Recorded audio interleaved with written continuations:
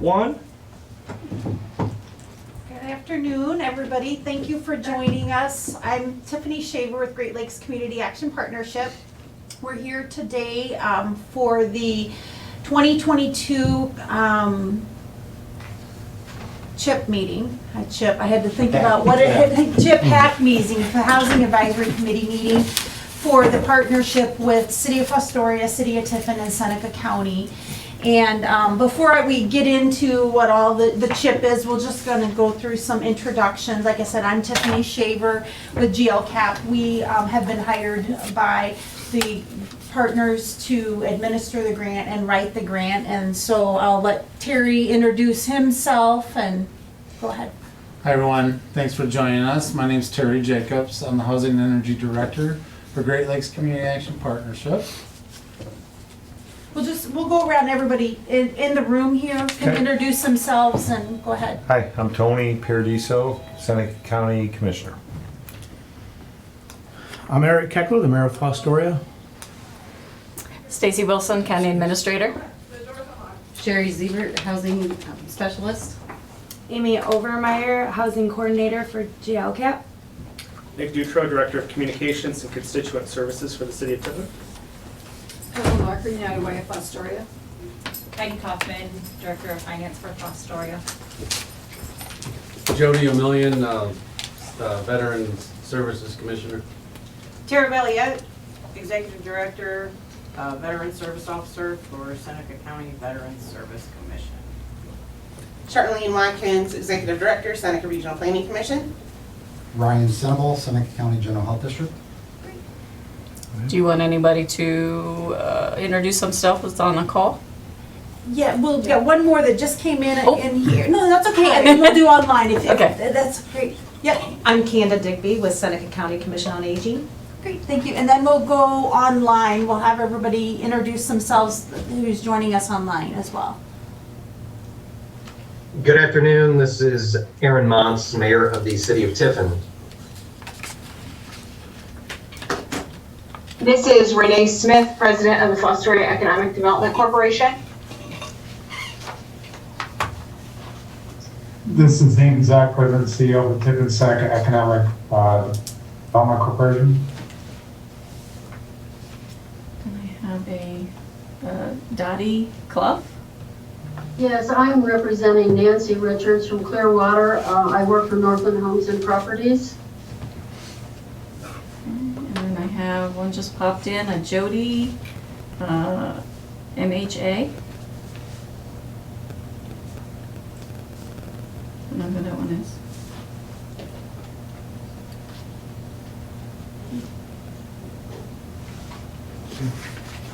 She might have microphone issues or something.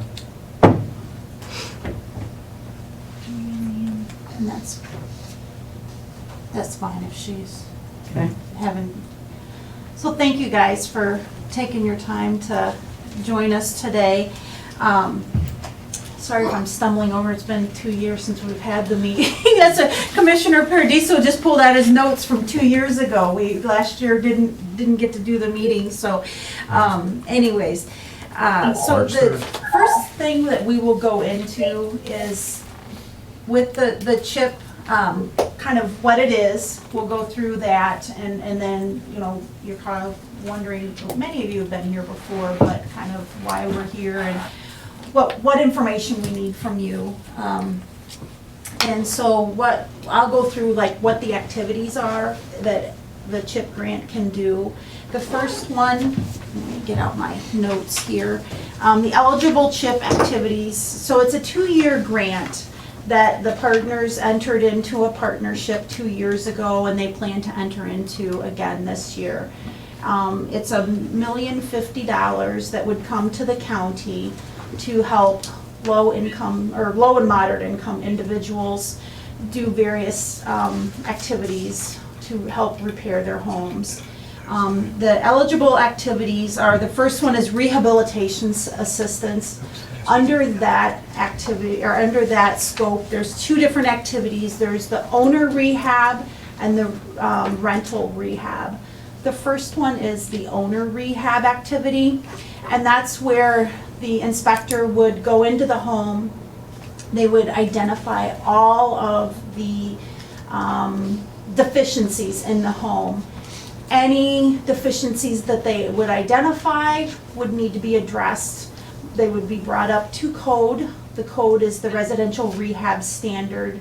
That's the standard that the state of Ohio that put out that said, okay, if you're working in the CHIP program, and a lot of it's this local building codes, it's in conjunction with the local building codes. Currently, the limit of assistance for that is $64,000. We don't have the final release, but we hear that number is going to be going up. To me, that number is like out of this world. When I worked as an inspector in the program, that number was 34,000. So it's just crazy to me to hear that. But anyways, and that is what we call the hard and soft costs. The hard costs, that's the actual amount of money that we put into the home, we pay the contractor. The soft costs are kind of the behind the scene costs. Those are the amount that we pay the inspector.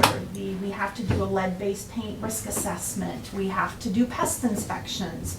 If there's any other, if it's out in the county, we have to do a well and septic inspection. So any of the behind the scenes tests, those are the soft costs. So that's currently the maximum that we can spend. But what I'm hearing from Terry and Amy, who are working in the program, they're seeing many more. I mean, the cost of building is, didn't you say you just had one for 80,000 right now? That I mean, it's just, the numbers are insane that they're, seeing for costs of building materials and that. So the way the the owner rehab works, there is a mortgage that's put on the home. The first 5 years that the person lives in the home, a percentage of it is forgiven, and then after 5 years, it's 100% forgiven. That is new. It used to be, it was 20% remained as a mortgage on the home. The state put out a new policy in March, a year ago, March, that now says it's 100% forgiven, and it's going to be after 5 years. So then that's the affordability period for the low-income individual that lives in the home. So we make sure that they benefit from it. If it sells, if they sell it before that time period, then whatever remaining amount would come back to the community as what we call program income. It would be basically cycled back into the program. The rental rehab, all of it is the same as the owner rehab, the exception being there's a tenant in there. The tenant needs to be the one income eligible. The owner is responsible for 50% of the hard costs. There is a 15, I don't want to say 15, it's depending on the amount of money that we put into the home, it's anywhere from 5 to 15 year affordability. With the way the building costs are, it's probably going to be closer to the 15-year affordability period. And what that means for the homeowner, and it does not decline over the period. Where the owner occupied, like I said, it declines over the period of affordability. It does not decline over the period of affordability. So what that means is for 15 years, if we put, and I'm going to use the maximum, $64,000 into a home, and the landlord puts in, $32,000 or something.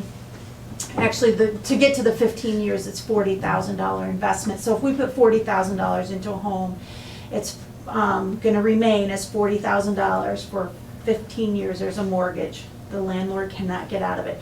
They have to make sure that the tenant they rent to is income eligible. They have to keep it at fair market rents, and they have to maintain the home. So as you can imagine, it sounds great. We're going to fix up rental properties, but we need to make sure that we've got landlords that are willing to participate in the program, and that's been the challenge over the years. For one, that they're going to tie up their property for that long of a period of time, and that they would have the upfront capital to pay the 50%. So I just want to let you guys know that that is an activity, but it's not one that we've been that we've written into the grant and has been super successful. We have done it in the past sometimes where we've found it to be the most successful is if we've partnered with, I know particularly here in Seneca County, we've partnered with Northland Homes, who owns a lot of the county DD, for Seneca County Board of DD. We've partnered with them and, because they know they're gonna have income eligible clients, they know they're gonna have, fair market rent. So that's probably the most successful times we've had it, but just for a private landlord, it's not been as successful of an activity. The next activity that we have is the repair assistance. This is, again, there's two sides of this. There's rental and there's owner. The repair is much like the rehab. The owner does a full, or the inspector does a full inspection. But instead of doing every item in the home, they're identifying the item of greatest need. What is the system that needs, typically health and safety. They're doing a repair. It's one system, sometimes two, if they're related, roof and gutters or, those types of things. The current limit is 18,000. Again, it may go up when the final numbers are released from the state. This is 100% grant to the homeowner. There's no affordability period for this. It's a very popular activity. We've, obviously can do many things with that activity. The rental piece of it is very similar to the rental that I described before. The difference being it's a 2-year affordability period, 18,000 limit, 50% upfront expense on the landlord's part. Does anybody have any questions about those two activities? Go ahead. The pots of money, are they differentiated for rental and private owned residence, or is it just one pot of money and first come, first serve? It is, so when I write the grant, we apply for rehab, but I have to say, is it rehab, owner, or rental? And when we write rental in for the rehab piece, I have to have a written commitment from a landlord to be able to submit with the application. Yes? Do you have a chart on what is considered low income? It is 80% of area median income, and I believe in the brochures that Amy handed out. Is there a it has specific dollar amount, like you gotta make less than this to be considered? Here it is. Yeah, it's based, Oh, okay. based on your household size, yep. Any other questions? Does the owner of the home have to own it, like to have it all paid for, or does this an additional mortgage on top of their original? It would be an additional mortgage on top of their existing mortgage. Do they have to own it for so long before they can apply for this, or can they be buying it and then applying? Yeah, the deed needs to be in their name. Okay. So if they close on it, deed's in their name, then they can apply and qualify.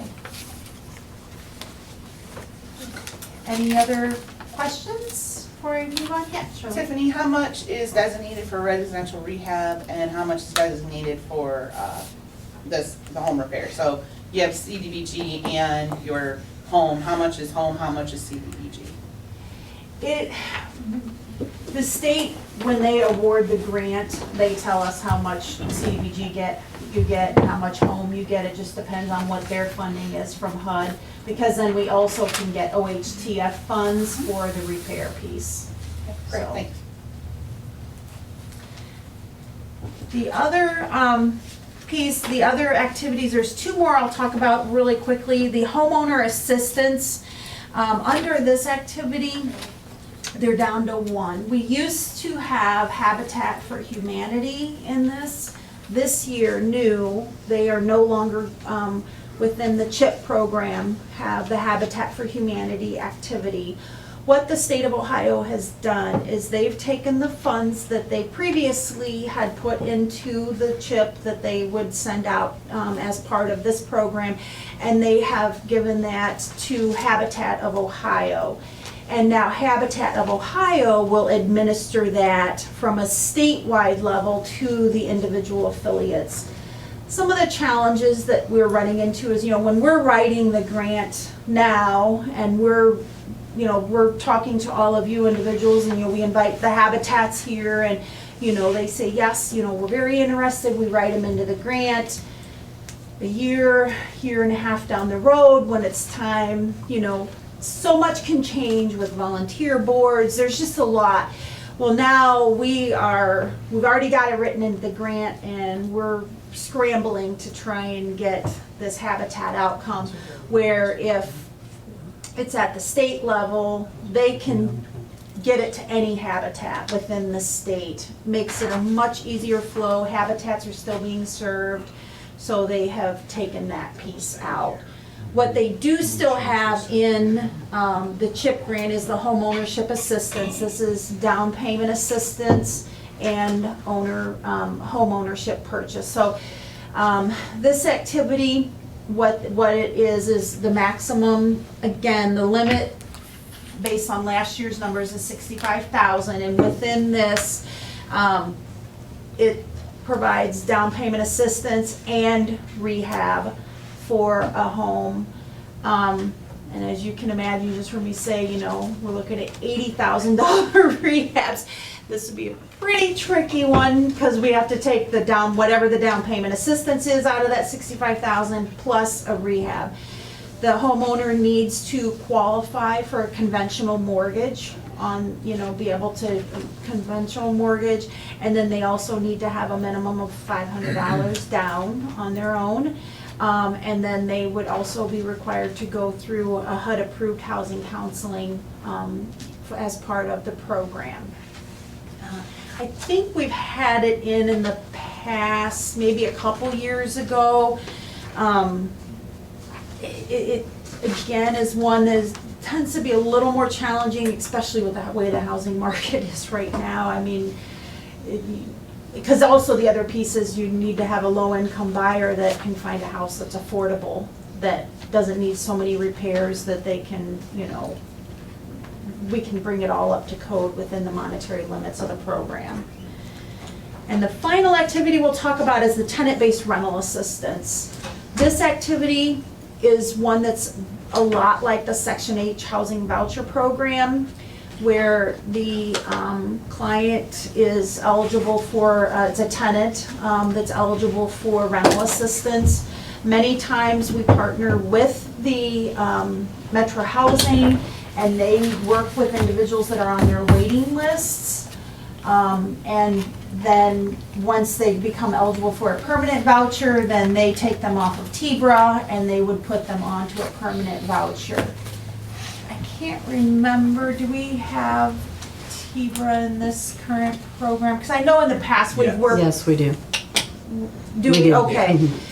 We've worked with the Seneca County Metro Housing to have TBRA in the program in the past.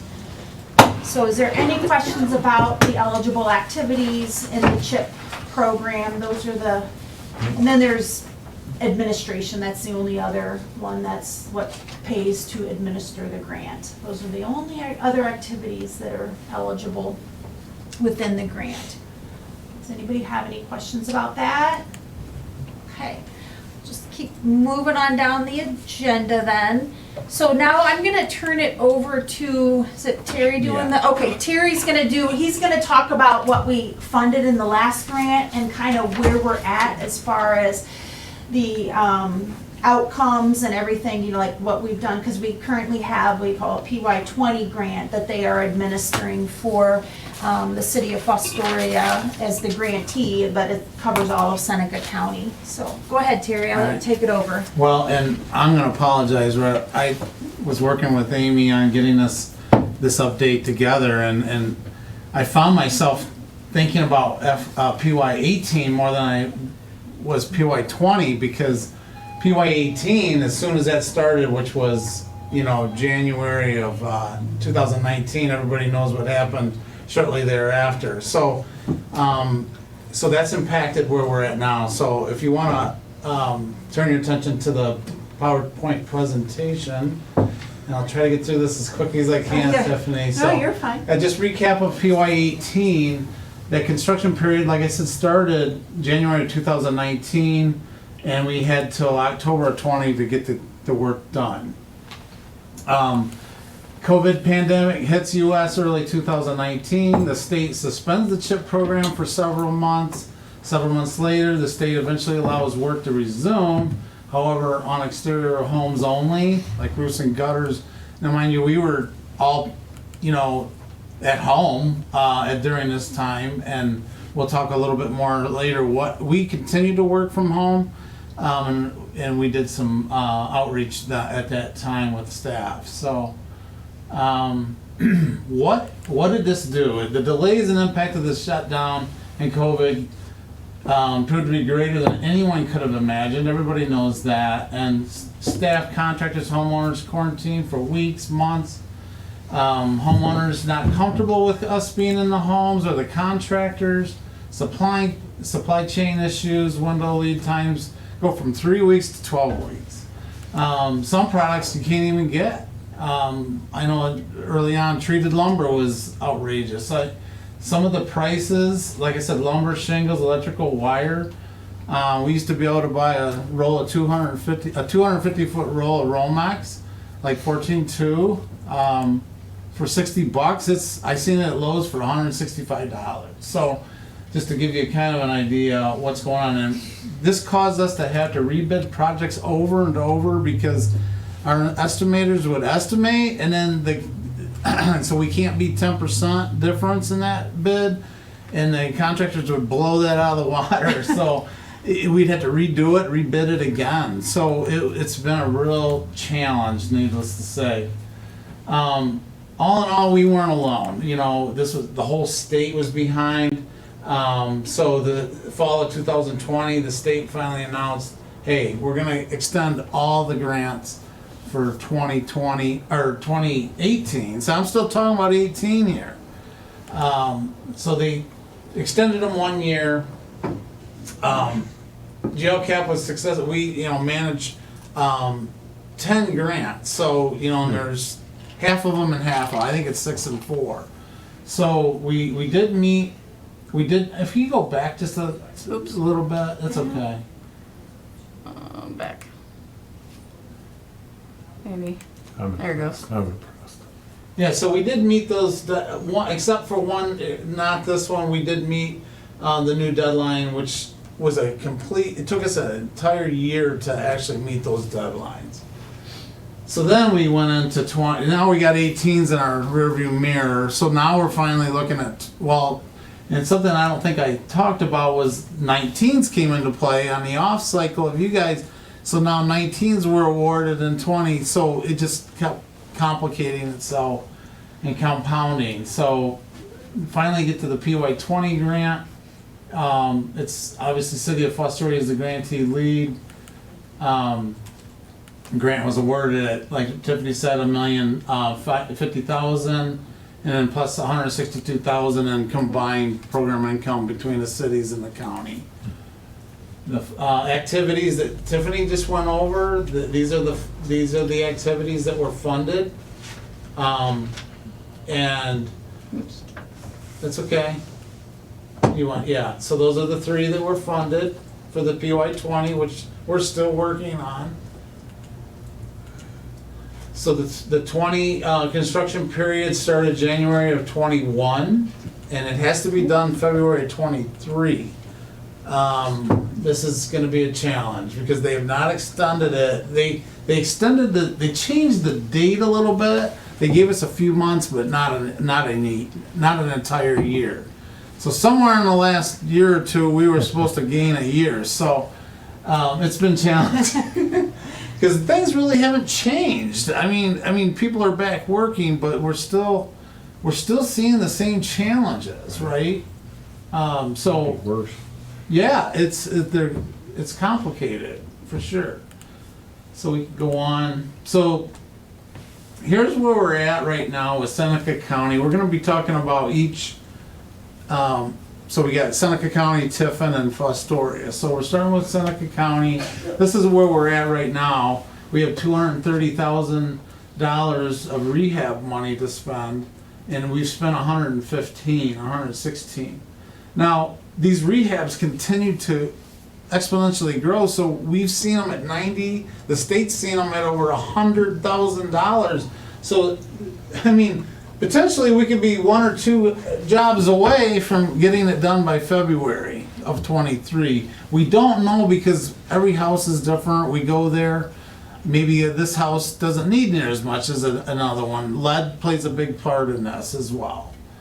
And then home repairs, we're doing really well with home repairs. They're a little quicker. They're a little easier to manage. So we're in good control at the Seneca County home repairs. So the city of Tiffin, sorry, Mayor, the rehabs we haven't.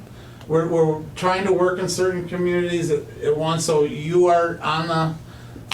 We're addressed right now. We have an inspector there now. He's inspecting all the homes to commit that job. But it may look drastic, but we're looking probably at 3 rehabs at the most, probably, with the crazy prices. So, if they come in at 70,000, there's, we're done. So we're inspecting those right now, and the home repairs we're well on our way too. So, and then Fostoria.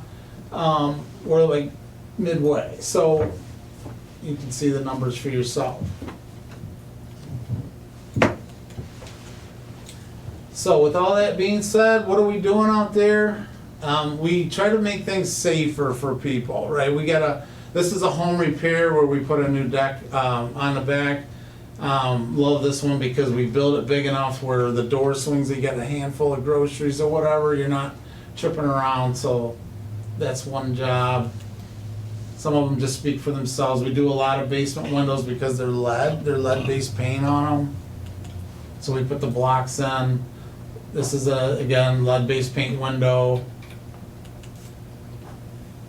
We do a lot of bathroom ADA modifications for folks that can't get, there's an old clawfoot tub there, they can't get their leg over that tub. So we put a nice walk-in shower for them. A lot of elderly get this, and it just changes their world. So that one's self-explanatory. New AC units. So we got in-progress work. This is where we're at overall. 3 private rehab in progress, 3 home repairs, 1 private rehab out to bid. And remaining projects are being inspected right now. We plan to have them done by the end of May. So then hopefully we'll have everything awarded here, which will give us about 6 months to get the work done. Now, in a perfect world where we have plenty of contractors, that would be no problem, but we basically have a few contractors doing all the work in our communities. And I'm just gonna beg everyone to try to help us try to find contractors, because that's the big stumbling block, or whatever you want to call it, pitfall in this program. So we've done client marketing.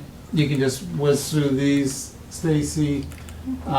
We continue to do some of the things. Something new we've been doing is Amy Obermeyer leads our intake department. Is she come up with this idea that we go on, have staff go on the auditor's site, and we just pick a street, Maple Street, and then we look and see if they meet some of the criteria for the program, and then we direct mail them a postcard, a brochure, and that way it's more of a direct hit than doing maybe, well, like we just seen brochures here at the commissioner's office. They're outdated. They're outdated because no one's coming in and getting them. So we have to, we do a lot on Facebook. We do paid advertisement on Facebook, which tracks exactly who's seen it, who's went by it, who paused on it. So, but getting that word out is crucial for clients. And then the contractor outreach, this is some of the work that we've done. But like I said, during the shutdown, I had my inspectors, I had 4 of them at the time, and they called over 1,000 contractors during shutdown to try to, just talk them to getting getting a partnership with us to do some of this work. We were successful in adding a couple contractors throughout 11 county region. So this was time consuming. We tracked everything, and it's a lot of them, they're involved in private work, so.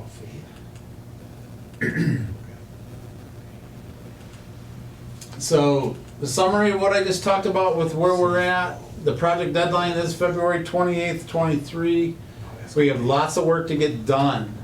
Meeting this deadline will be a challenge. An extension of the deadline may need to happen, which could invoke penalty points when we apply in PY 24. So we're doing everything we can. Typically, and Tiffany can vouch for this, it's we get it awarded, and then then we're waiting for the same contractor to, maybe he's got 3 or 4 or 5 jobs, and we're waiting, and hopefully he can get that work done. Lack of contractors does a lot of negative things. To bid on a project, you have to show up to the walkthrough of the home, and so it drives the competition. If 3 or 4 contractors show up, then they know they have competition.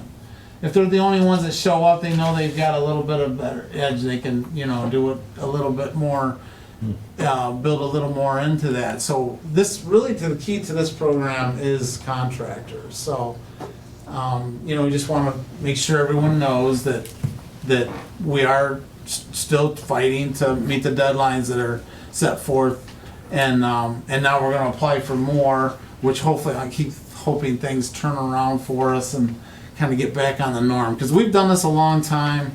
We know how to do it. It's just this has been so challenging. So, any questions? Sorry, that was a lot. So.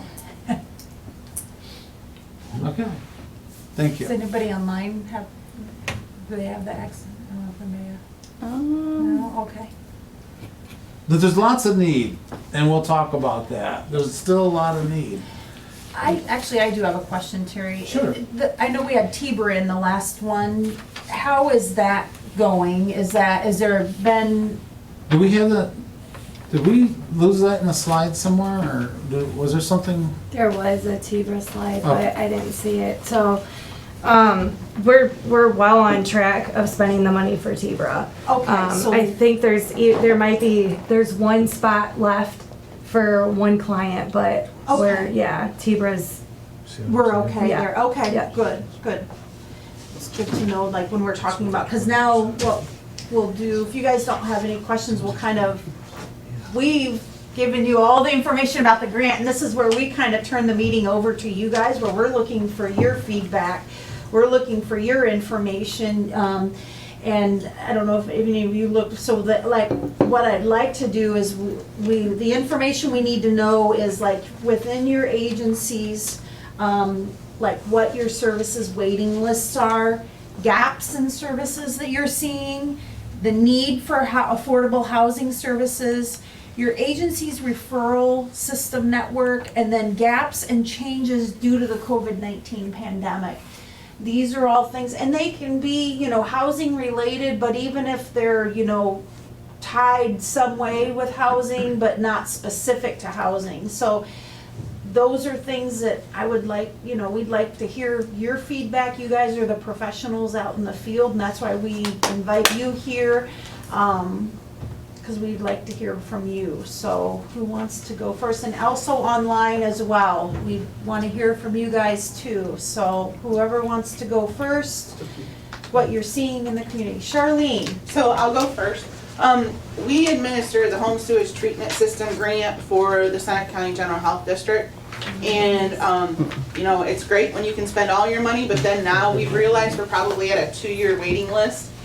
Because we have spent that far ahead. We're gonna be that far ahead with our clients. One of the things we would like to see, we've talked to the health district about it, and maybe you guys could do this, I don't know if it'll help or not, but in this portion for the CDBG grant and the CHIP, is there a way to make it a priority that you could do 4 or 5 installs for home sewage treatment systems in Seneca County, outside of Fostoria and Tiffin? That would help us drastically, and $18,000 is about what it takes to do an install. So, I mean, if you could consider that, we would be. How many do you have on your waiting list currently? So we have 20, that's it. Go ahead, No. Brian and I deal with it together. No, that's okay, yeah, go ahead. Yes, thank you. So as of right now, we have 26 total on our list. Okay. 4 of those are under contract, with another probably 5 or 6 to soon be under contract. And that will take up the money that we have of now, Okay, which leaves roughly about 13 or half of our systems on a waiting list for the next 1.5 to 2 years. okay. And you heard Terry talk about their contractor challenges. Are you guys seeing that on your end with the sewage installs, or do you guys have a pretty good list with? We have a good list. We have probably 3 or 4 that are good list. But they have to meet certain requirements and be approved by the general health district and everything else to be able to operate in the program. So it's not like they can just be, you know, any HVAC place or plumbing place coming in and putting in a sanitary system. That's not so. That, yeah, I mean, that would be something that, I mean, you guys would have to, I mean, we can definitely, I'll definitely, as far as it's a need, it's definitely a need within the county, and it's definitely something that will go into the assessment, and it rises to the top, that there's, you know, truly can be done, you know, as part of the, and so you're saying 18,000 is what you guys are seeing? It's about that. It could be more, it could be less, but I'd say 18 would be pretty good coverage for that. Yeah. Okay. Yeah. Tiffany, go ahead. You know, 4 or 5, if you could look at 4 or 5, we would be really appreciative of that, because that takes the load off of us, because I'm looking to what we have in program income currently for the county for CDBG to determine if we can use some of that towards it. So, and we just gotta, it's not gonna cover what we have sitting there to do, and there's gonna continuously be more applications coming in because, you know, you market too much. And I'm just gonna take off my grant writing hat, my operations hat on for a minute, and I'm sure you probably know this. One thing that I would just say, I know they probably have files, you know, like as far as with their waiting list that they would have to, so I would definitely encourage your clients to apply to the CHIP program sooner than later to at least get in that line. So even if they couldn't get into, they say, this current grant, if they're, if they can get into the next one, and, you know, so I would definitely encourage that sooner than later, but, you know.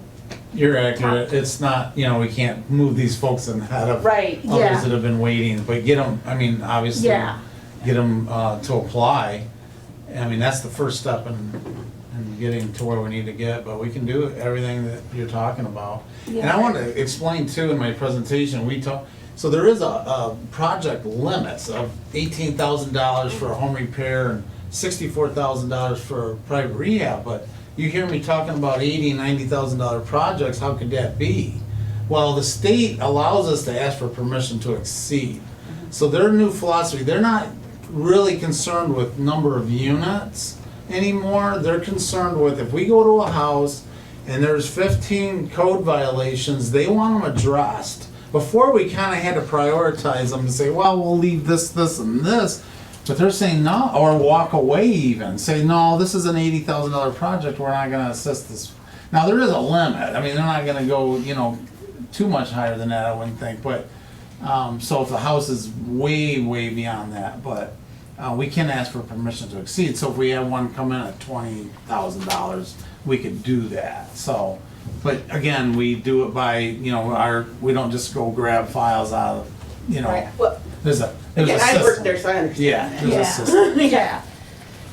So I have a high level question, and I don't know, so we have the 2 mayors here with us. Yes. So my notes from last time, the $1,050,000 was divided up, 400 Seneca County, 350 Tiffin, 300 Fostoria. Now, Correct. who decides that? Is that just how it is? That's, the state Okay, says. based on population and everything? Correct, Okay, yes. so then within Seneca County, so now let me go to the cities. Okay, Charlene was speaking, I think, on behalf of the counties. So then, Mayor, you have a process within your city to deploy that 350,000.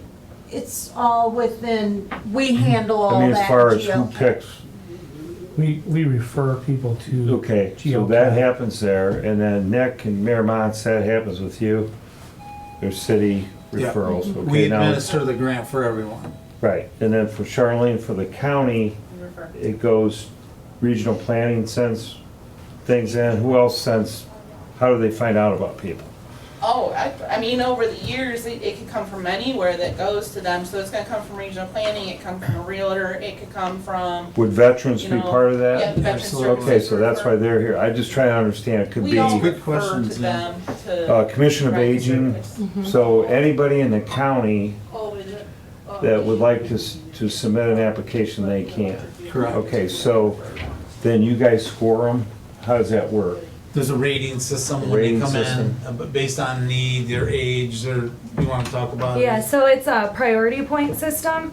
They get priority points for if there's children in the household under the age of 6, if there's elderly people, if there's disabled people, and then they even goes as far as taking what their income is versus how much their utility bills are or their necessity bills.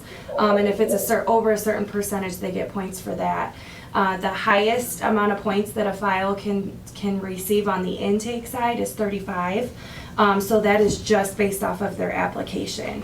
So when we go to pull files, they're in the filing cabinet by priority point and also by the date that they applied for the program. And then we have to pull them in a certain order that ODSA tells us that. So, is there and you may know this, I don't know, okay, is there any subjectivity to that? I mean, like, in the CDBG world, we would say, okay, Bloomville got this year, next year we're looking at maybe Newrigo, or we would kind of try to somewhat touch.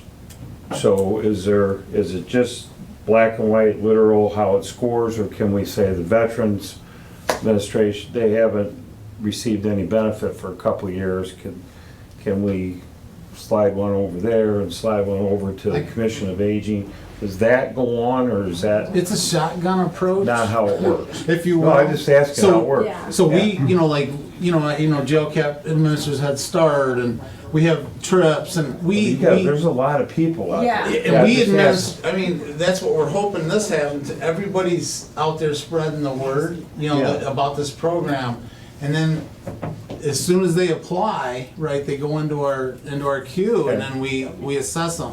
So we don't do it by, now, City of Tiffin and City of Fostoria, they get money allocated, a certain pot of money allocated, but if we can't find anyone to serve in Tiffin, or Fostoria, or even the county, which we've had trouble with in the past, Reallocate. we'll reallocate it to get the, if we can't find that need. So sometimes we do struggle, like getting the word Sometimes out. you don't have enough. Yeah, in the county, it's hard because there's, it's a little further out, spread out. So I appreciate now that makes sense, I'm just learning. Yeah.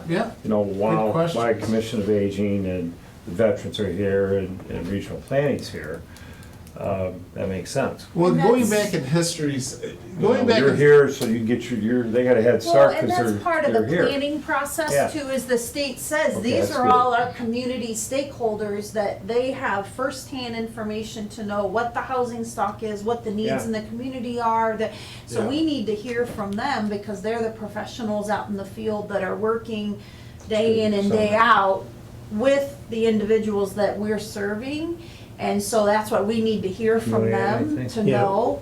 Well, so Thank you. Yeah, we keep these brochures in our zoning office. There's a little kiosk in the building. And usually at the start of a new cycle, Tiffin and I will do an interview with the local paper, and then I think down at United Way, there's a first call for help that we have in Fostoria, and then Libra can also direct people to GLCAP that are looking for. So there's a lot of different avenues in Fostoria that we use to direct people toward this program, whether we run into it through a zoning issue or someone reaching out for help and get directed by a different agency in Fostoria. And when I report the numbers It's helpful. too, it shows, so. And on Okay, the Charlie? like on the county side, Yeah. I'm glad the mayor said zoning, because I always forget, but we, when the new brochure comes out and we get a PDF of it, we forward it, regional planning forwards it to all the zoning inspectors for the townships.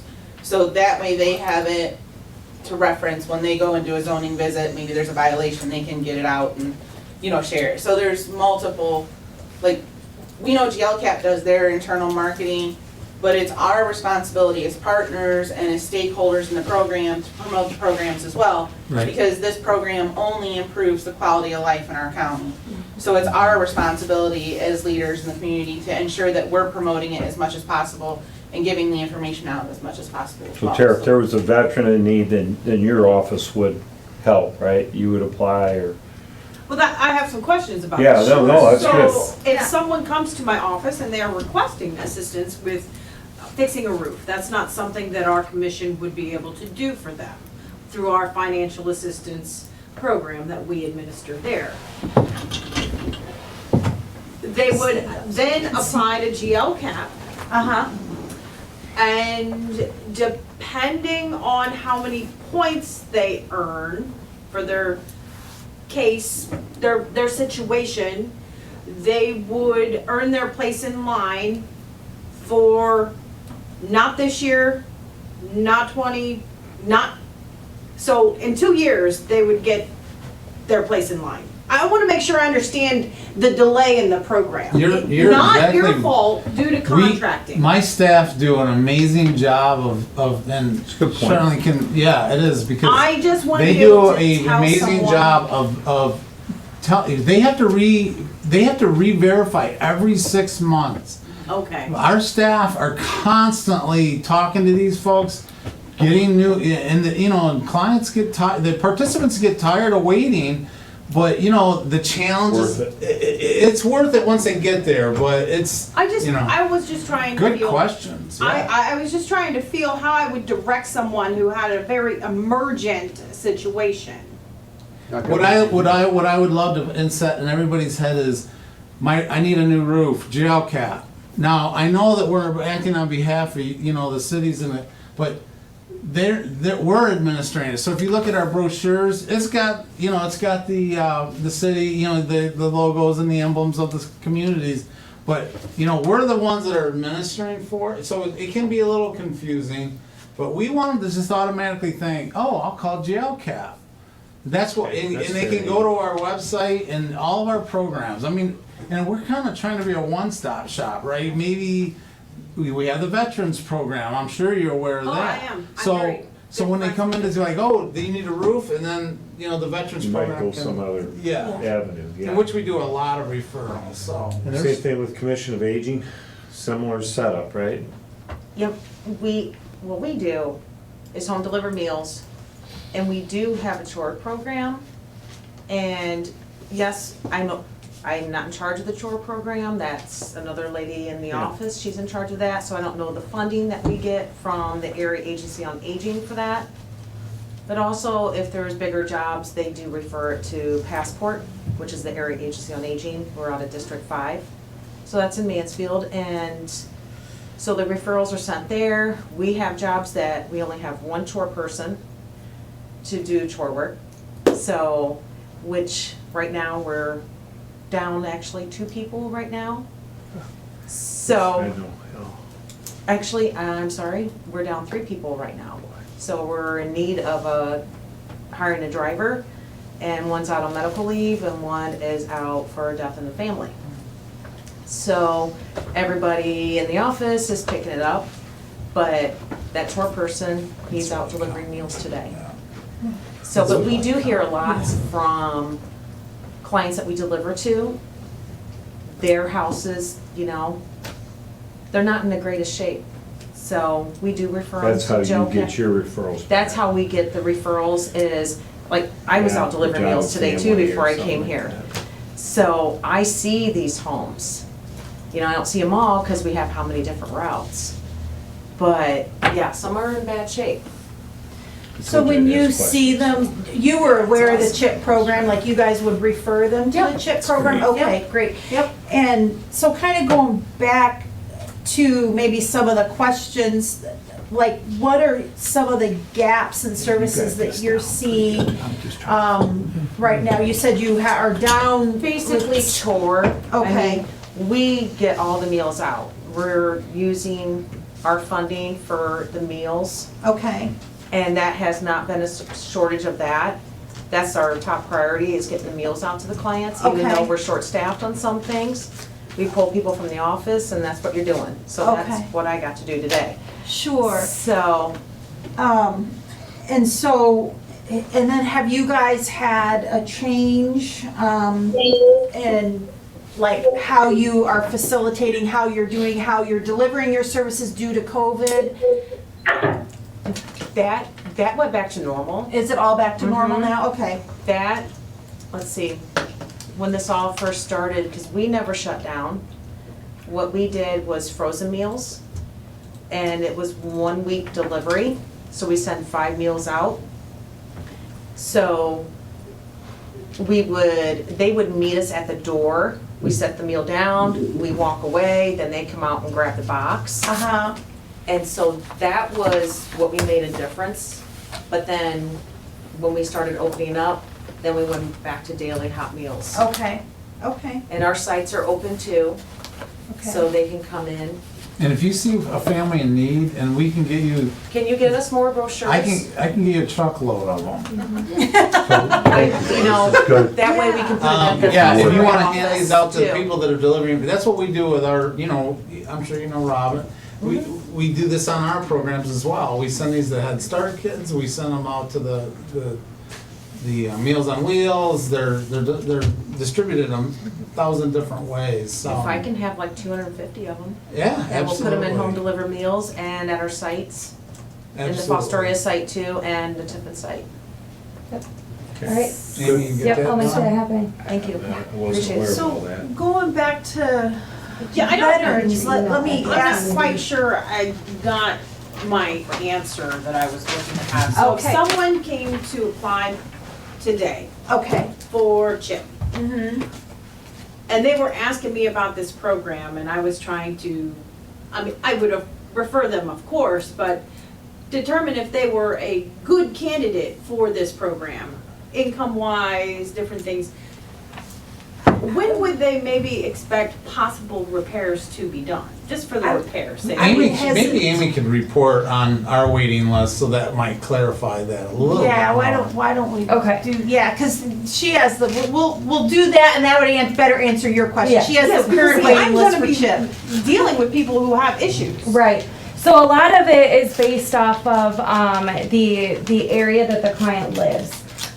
You know, like Terry said that we service 10 different counties. We have some counties that we have wait lists of people are waiting 2-3 years.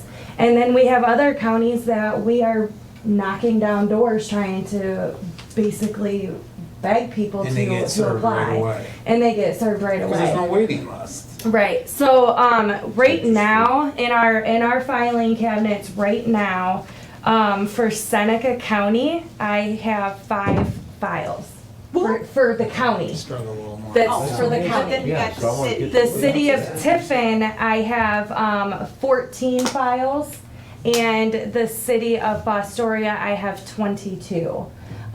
So it Oh, really. I'm gonna help you fix that. Okay. Now mind you, with those numbers, they sound small, but as you've seen, if you go to 70,000, you know, we get. Total rehab, it doesn't It take. doesn't- it Right, just gobbles it Still. up immediately, Yeah. so. Large project. And then- Maybe you only get to serve 6 people, and you think you're on number 7 in line, and you're like, I gotta wait another grant cycle, so. Right.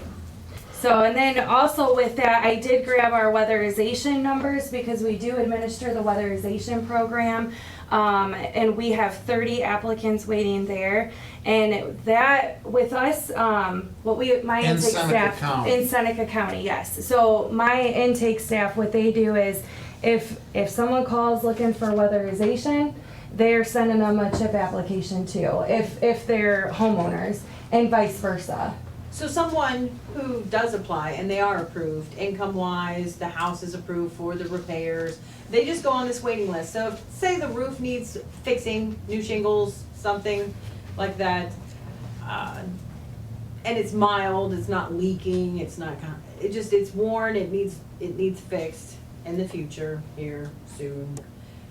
They'll go on this waiting list, and if they can hold out for the couple years to get then that's when that will, and there's no loan, like, it's done, it's a done deal for them. For the repair, there is, it's 100% grant, there's no affordability period or anything.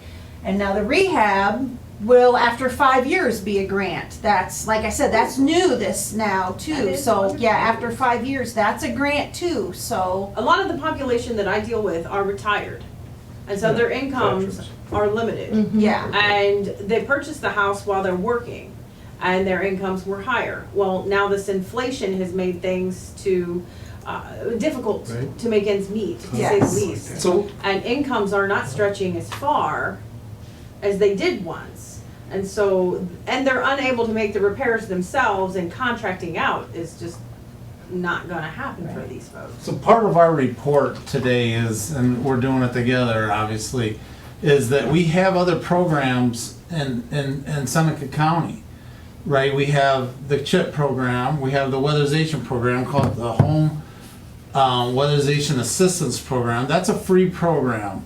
And there's all kinds of money in that program. We got $1.6 million of that weatherization money. We can address roof, electrical rewires, furnace, water heaters, anything health and safety.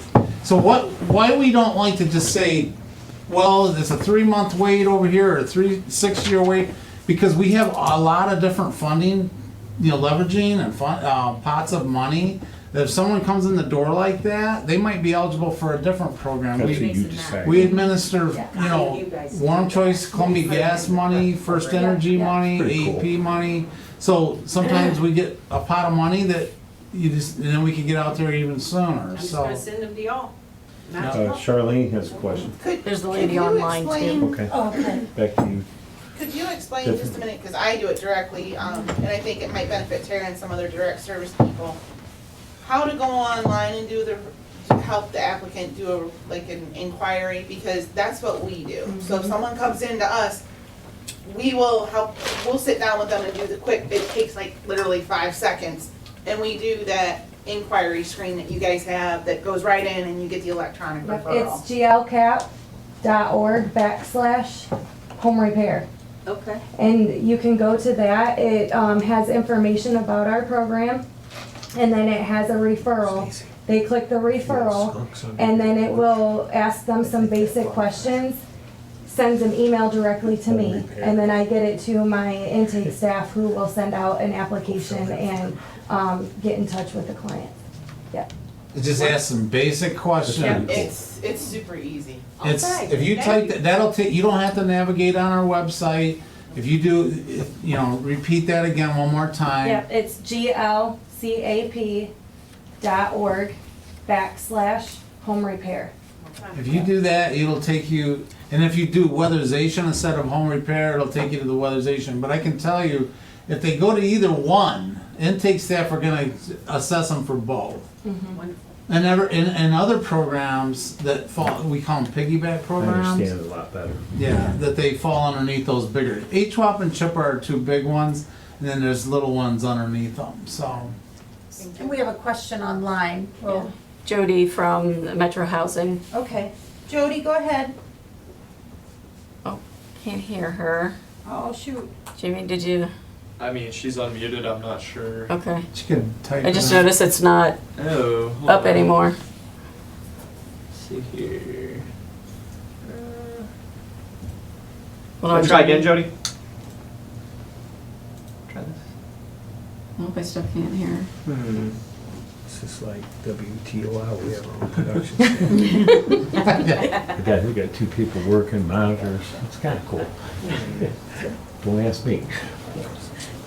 1 second here, Jody. Can she type it in?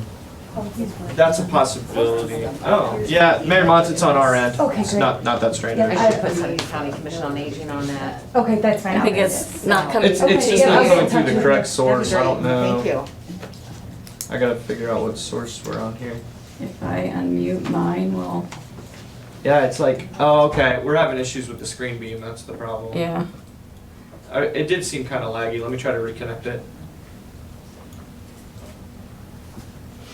You know, the old techniques of getting the word out, brochures and stuff. Yeah. It doesn't work anymore No, because it's- people, That's for me, no. but not for everybody. Yeah, they're all on this thing. Yeah. So we do paid advertisements on Facebook. They, you know, because that's where they live now. Right? That's where Alright, let me everybody's at. check this real quick. Should be able to Most hear. Yeah. It's a I'm buzz. not, I don't, yeah. It's just so laggy, are you, that's weird. Okay, try again, Jody. It's just Hear me? Yay. kind of. I can hear all of you. Okay, we can hear you now. Go ahead and try. Okay, very good, okay. So I'm with Seneca Metro Housing, and, you know, I refer families to GL CAP because there's usually a wait list for Metro Housing. With the pandemic and all of the shutdowns and so on, the eviction moratorium that was in place where landlords couldn't evict families for quite a long period of time. We've actually been at a standstill being able to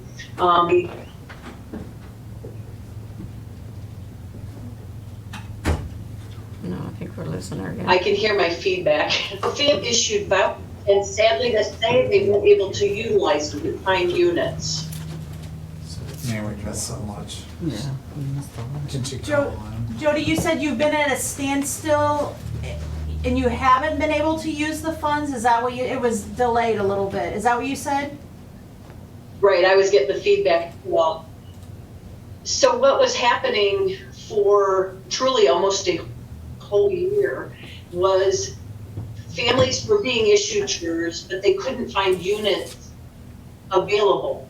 So basically, their voucher time would just tick. We would, you know, pull them off our wait list. We would issue their vouchers, and sadly, they couldn't find units available.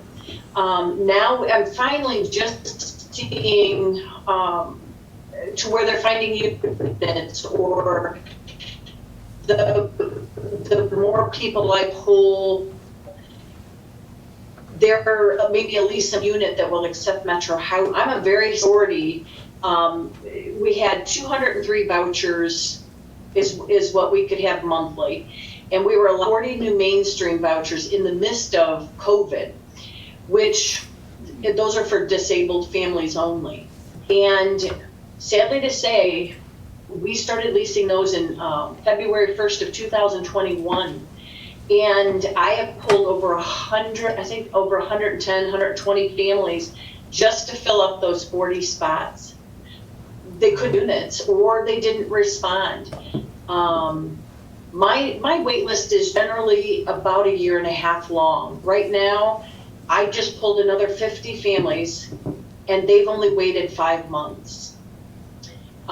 So I'm depleting my wait list, which is good for the people waiting, but sad that either people aren't responding because they know they can't find a place, or when they come off, they get their, we've extended our voucher time. We've always given them just 60 days to utilize their voucher. Find a place, submit the paperwork, we'll inspect, and we start their help.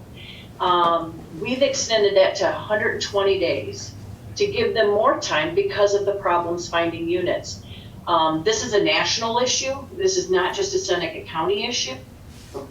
We were at conference and we had people from Columbus and the larger areas.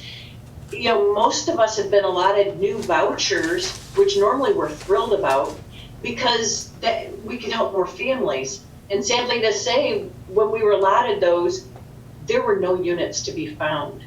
And so right now, like I say, I'm just seeing in the last literally probably 2 to 3 weeks where I've had some families submitting requests for tenancies for us to inspect units for them. So at least they're finding units now, or they're a lease in place to where we can start helping these families.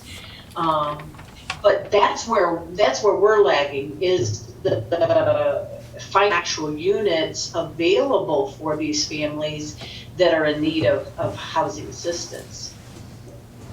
I think right now I have 91 families on my wait list, which I'm used to usually a couple hundred. You said 91 on your wait list? Right now I have 91.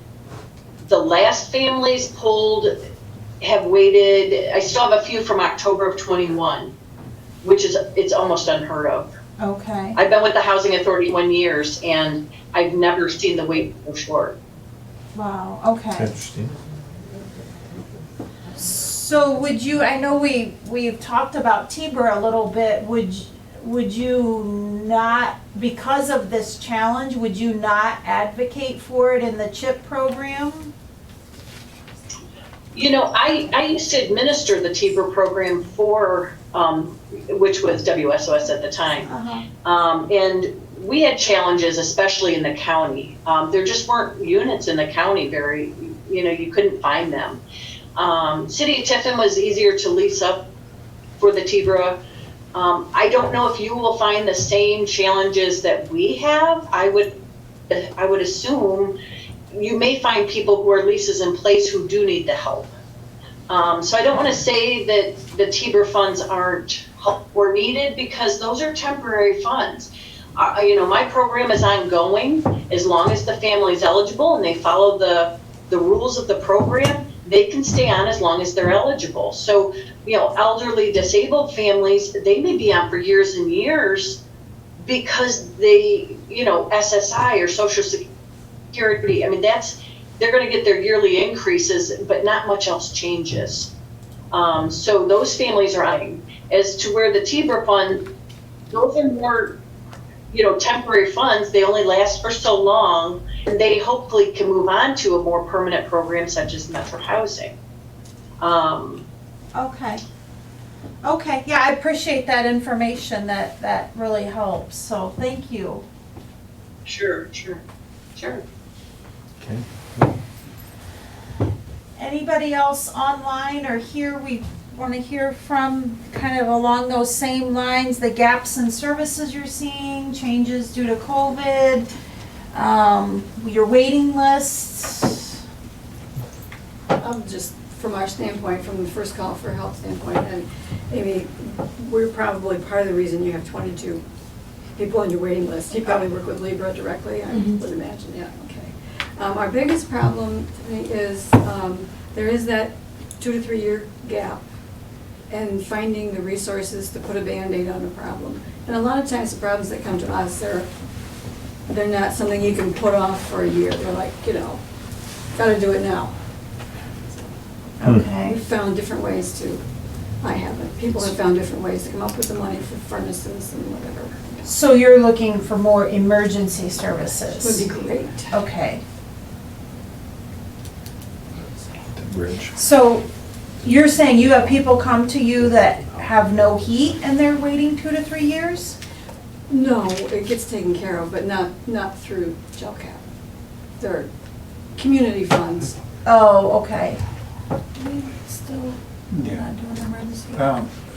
Yeah, we have some emergency funds, but again, we just tell everybody, apply. We can't do anything until they apply. So if they apply and tell the intake person, hey, I don't have any heat, and we can then investigate that.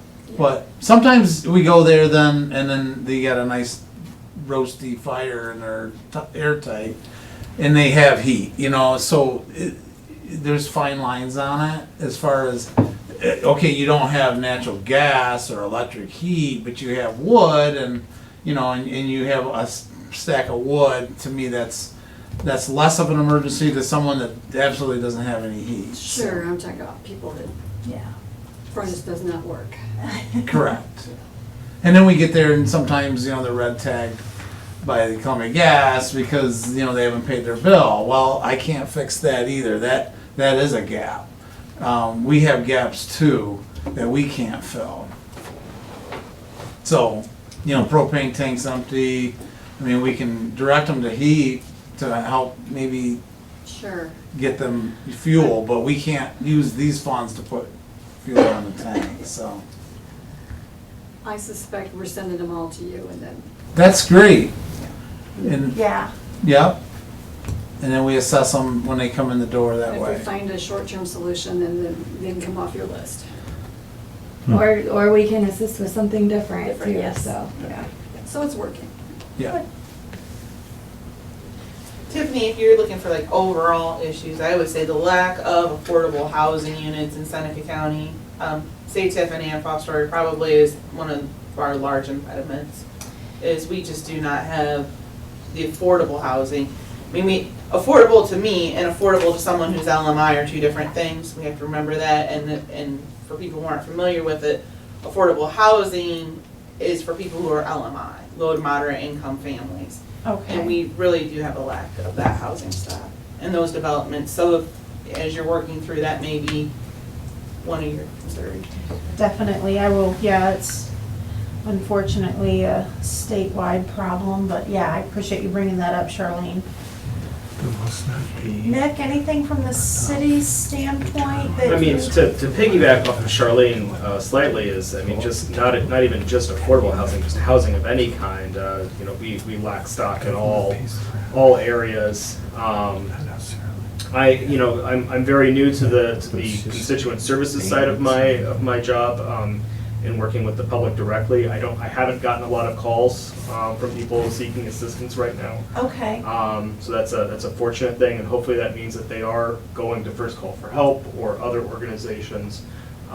They know to do that. But as we continue to develop our communication strategy, we'll continue to push people toward places where they can get those assistance. Wonderful, yeah, definitely.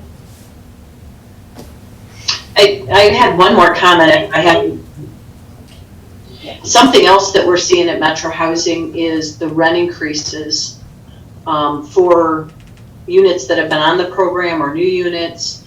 The landlords aren't asking for the normal rent increases anymore, $25 maybe, something of that nature. We're seeing increases of $100, $150 a month because the housing market is so limited. They can get more for rent. So they are just prices up for their rent so high because they have people in line for these units because there's so few that they're just raising these rents to where they're just astronomical. Are you seeing that with your programs? I haven't, have you guys seen that one? Not like that, Not to no. that extent. Yeah, they haven't seen them to that extent, but I'm sure it'll probably be trickling down. Wow, yeah, that's, Sadly to say, it's really been crazy. $100 increase definitely This was is where the Democrat comes out. huge increases, but sadly to say, they're getting them. They're getting increases. yeah. So can I ask Jody a question? Yeah. So Jody, you're not interested in the TBRA activity? Is that what I'm hearing for this coming grant cycle? Okay. Well, I have not administered that in a long time. As far as it's very worthy need, because like I say, that's more of a temporary assistance than Metro Housing. Right. So what we've seen in the past, even when I did administer the program for, at the time, WSOS, it basically filled the gap of while they were on my wait list waiting for assistance, they would require them to apply for Metro Housing while they were getting the TBRA funds. Some of those times, sometimes they were a full 2 years. Sometimes they would catch it halfway through because they had somebody go off the TBRA. But no, I think the TBRA is very, very much needed because it fills that gap of homeless families, people who don't have any other means to get help until they can get on Metro housing. Like I say, I know my wait list is shorter now than ever, but I would assume I've pulled 157 families since January 6th. Now with these extra vouchers, I have 243 families that I can help. As a one-person office with an inspector 1 day a week, heard of to pull that many names. There have been years where I've never pulled anybody because we were full. We couldn't help any more families. To pull 157 families in just a few months' time is really unheard of. Well, we currently administer the TBRA in this grant, and like everyone else, we're struggling with capacity, with staffing, and so I would, like to just put out there if it may be a priority, but we would rather not run that activity going forward. It's one of the few grants that we actually still do it, so. Okay. So sometimes it's a good thing. It's like rental rehab. It's a great idea, but who wants to do it? And The only thing I can see with tenant-based rental assistance is, for the counties, for the CDBG years, we've been, since I've taken over regional planning, we have historically been doing homeless prevention, and we've been working with First Call for Help. Mainly we work with First Call for Help in Fostoria. Libra, she kills it. It may be a great partner to that, where when Libra submits to us for their first month's rent and deposit for the homelessness prevention, or their 3 months delinquent rent, she's automatically getting them in contact with you guys to use the tenant-based rental assistance to help them move forward and give them a few more months. I'm not saying that's a fix-all. I'm saying it is definitely a temporary situation, but gives them another leg to move forward. yeah, Because if they're gonna qualify for the CDBG homelessness prevention, they're gonna qualify for the TBRA, right. just because I know the numbers. But yeah, that might be a good way to partner that and ensure your numbers as well. Just throwing that out there, if you're not gonna be able to use the Metro housing any further. Yeah, we would hate for TBRA to go away.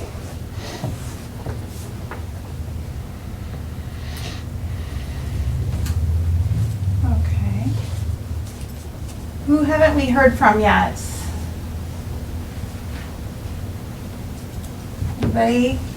Mayor Mons, is there anything from City of Tiffin you want to add, or? Is he still on? He's still on. He's still on mute.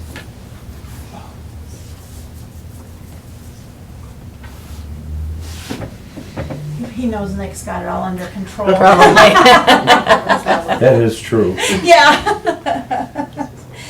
Well, if you guys don't have anything else, to keep it moving on, a couple more things I will just mention.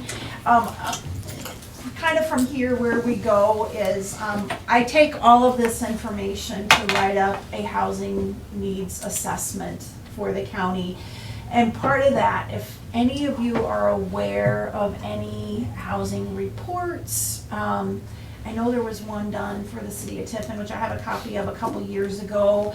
But if you are, any type of reports that have been done within the last year or two, if you're familiar with any of that, if you'd be willing to share that with me, I'd like to really, kind of dive into those so I can include that information. I'm going to take all the information you guys provided with today and make that part of the assessment. I really appreciate that. Then the last thing I will mention, in the reminder email, I had sent all of you our community resource guide. As part of the CHIP application, the state requires that we put that resource guide together. The one I sent you was what we put together 2 years ago. If you can just look at your section of that resource guide, make sure all the information we have in there is correct. if there's any programs you're not operating, or if there's new programs you're operating, if there's name changes, whatever. I also included a blank one there. Just fill that in and email it. I gave you Sherry's email. She's the one that's compiling all those for us, so we can make sure we've got an updated resource guide for the county. I would really appreciate that. So if you guys can just take a few minutes, just look at your section if you want to hang on, and then we'll send you, once we get the updated guide, again, we'll send that out to all of you with all of the updated information. It's just kind of a handy tool to have for the county. So with that being said, I don't have any more information, or if there's anybody else had any questions, comments, concerns? We are looking for contractors, so if you see one. He's gonna put his plea out there. I mean, we got roofs that need done, right? We have furnaces and we don't have contractors. So it's a little hard for me to get my job done to help the constituents of this county. And this isn't just Seneca County. Yeah. So, the other thing, we're looking for staff, because in the weatherization program, we provide weatherization services with in-house crews. And I'm supposed to have 4 2-man crews. I have 1 2-man crew. So you can imagine the wait list grows and people aren't getting served because we don't have anybody. So if you look at our website, opportunities, career, we're always looking for staff as well. So just my little plug to try to help get services delivered. So. And we have extra brochures over here too if anybody wants to take any. So. And thank you guys all for taking your time Yeah. today. I appreciate it. And I forgot to mention, so the application's due June 22nd. It's kind of a new timeline. We should hear late fall whether it's funded. It is competitive, but we'll hear late fall whether it is funded. And fingers crossed, we'll get another just over $1 million to the county again to help individuals. So thank you guys. We really appreciate you taking your time. Thank you. Yes. Thanks. And thank you for the county and Nick for all your